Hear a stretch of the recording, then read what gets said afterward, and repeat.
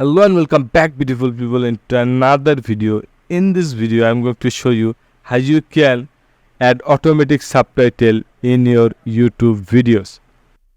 So for this we need to upload a video in our YouTube channel. So I already uploaded one, so you can easily understand. Then we need to go our video element. From here we need to click on edit.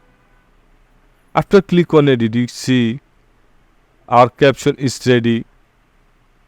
YouTube is automatically generate my caption in my video. So if you want to change something, then you can write in here, or if you want to delete, then you can click on delete, or you can add. So that's how you can easily add your caption in YouTube. So after this, I'm click on done. So it is automatically add our subtitle in our video.